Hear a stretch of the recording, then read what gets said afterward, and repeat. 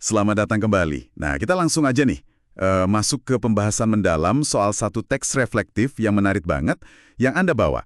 Judulnya, Orang Percaya Adalah Alat, Hamba, Sahabat, dan Anak-anak Allah.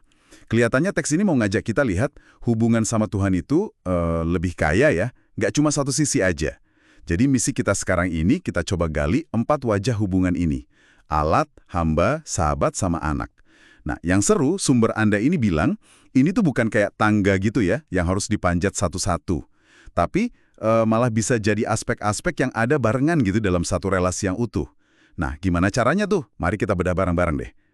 Oke, kita mulai dari yang pertama ya, gagasan jadi alat di tangan Allah. Sumber Anda ini kan mengutip Yeremia ya, rumah tangga Israel adalah tanah liat di tanganku. Kedengerannya sekilas agak gimana gitu ya, pasif, kayak benda aja. Gimana teks ini melihatnya secara positif buat Anda? Iya, kesannya mungkin gitu ya. Tapi justru di sini dilihatnya sebagai sebuah kehormatan loh. Jadi menjadi alat itu artinya kita berserah pada kedaulatan Tuhan, mengakui kalau Dia yang pegang kendali penuh dan Dia punya rencana yang lebih besar. Ini soal kesediaan kita aja sih buat dibentuk dan dipakai untuk tujuannya. Meskipun kadang kita nggak ngerti prosesnya gimana atau nggak punya semua jawaban, kuncinya bukan pasif diam aja, tapi kesediaan aktif untuk dipakai. Gitu. Oke. Jadi kuncinya di kesediaan aktif itu ya, bukan pasrah tanpa daya. Nah kalau dari alat yang dibentuk nih, kita geser dikit ke peran yang lebih aktif ya, yaitu hamba Allah. Di bacaan Anda kan disebut tokoh-tokoh kayak Maria, di Lukas itu ya, yang bilang sesungguhnya aku ini adalah hamba Tuhan. Terus ada Abraham, Musa, bahkan Yesus sendiri kan yang datang sebagai hamba. Ini jelas soal ketaatan ya berarti. Betul. Fokusnya di sini memang ketaatan pada kehendak Sang Tuan.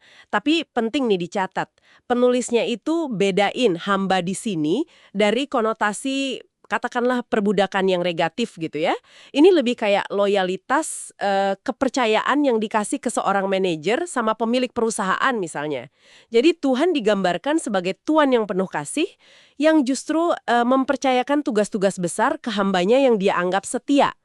Intinya sih ya melakukan perintahnya dengan hati yang tunduk, tapi juga sukarela gitu. Ada sukacitanya. Oh gitu ya bedanya, menarik. Jadi bukan sekedar patuh buta ya. Nah, kalau tadi fokusnya ketaatan, dimensi berikutnya ini, wah kayaknya bawa kita ke hubungan yang lebih personal nih. Jadi sahabat Allah. Ayat kuncinya kan Yohanes 15 ya, yang bilang, aku menyebut kamu sahabat karena aku telah memberitahukan kepadamu segala sesuatu. Ini rasanya beda banget ya dari alat atau hamba. Beda banget ya. Dimensi sahabat ini membuka ruang untuk percakapan, dua arah. Ada kedekatan personal di situ. Kita nggak cuma terima perintah aja, tapi diundang buat ngobrol, buat curhat lah istilahnya. Dan sebaliknya, Tuhan pun seolah membagikan isi hatinya. Contoh klasiknya kan Abraham ya, yang disebut sahabat Allah itu. Ini nunjukin relasi yang akrab, intim, ada saling percaya di situ. Iya. Kebayang sih. Konsep sahabat Allah ini benar-benar ngubah jarak pandang ya. Dari sekedar perintah, jadi percakapan. Nah, ini nih yang katanya puncak kedekatan di teks Anda. Anak Allah. Yohanes 1 kan bilang kita dikasih kuasa jadi anak Allah. Terus Roma 8 nyebut kita ahli waris. Wah, ini kayaknya ikatan yang paling aman, paling dalam ya. Tepat sekali. Ini simbol level keintiman dan keamanan tertinggi. Sebagai anak, fokus utamanya tuh kan menerima ya. Menerima kasih, didikan, warisan, perlindungan dari Bapa. Nah, yang menarik dari dimensi anak ini, menurut sumber Anda, itu langsung menjawab rasa insecurity, atau perasaan kayak kita harus berusaha gitu biar diterima. Status ini kan diberikan cuma-cuma, bukan hasil usaha kita sama sekali. Ini soal kita hidup dalam identitas itu, sebagai anak yang dikasihi. Udah, titik. Nah, ini dia nih, bagian yang paling bikin saya penasaran dari awal baca sumber Anda. Kan dibilang, keempatnya alat hamba, sahabat, anak ini bukan kayak jenjang karir rohani gitu ya, tapi bisa hadir barengan.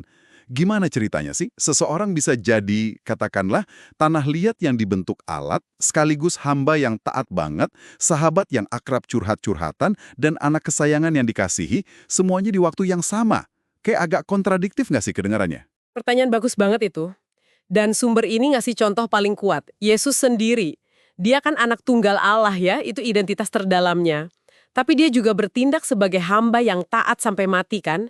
Dia juga jadi sahabat buat murid-muridnya, dia cerita banyak hal ke mereka. Dan jelas, dia adalah alat utama dalam rencana penebusan Allah. Nah, dalam dirinya, semua dimensi ini nyatu, nggak saling meniadakan.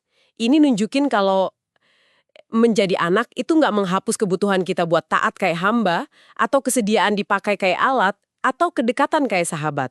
Justru semuanya ini saling memperkaya, melengkapi satu sama lain jadi utuh gitu. Wow, oke. Jadi ini bukan soal milih salah satu peran ya, tapi lebih kayak merangkul semua aspek itu sebagai bagian dari hubungan yang, yaitu tadi, utuh sama Tuhan. Terus, apa dong artinya ini semua buat Anda yang lagi dengerin dan mungkin merenungkan teks ini? Sumber ini kayak nanya balik ke kita ya. Seberapa siap sih Anda dibentuk kayak tanah liat itu, alat? Terus, seberapa rendah hati buat taat kayak hamba? Seberapa dekat untuk ngobrol sama Tuhan sebagai sahabat? Dan yang paling penting mungkin, seberapa yakin Anda hidup dalam identitas sebagai anak yang dikasihi Bapa? Itu kan pertanyaannya jadinya. Iya, dan mungkin satu pemikiran terakhir nih buat Anda bawa pulang, buat direnungkan lagi, gimana kalau Anda nggak lagi ngelihat keempatnya ini sebagai, katakanlah tahapan yang harus dilewati satu persatu, tapi sebagai aspek-aspek yang bisa Anda hidupi sekarang, hari ini juga, secara bersamaan.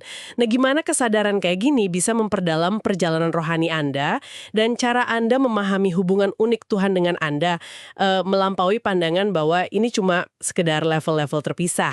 Itu mungkin yang bisa direnungkan lebih lanjut ya.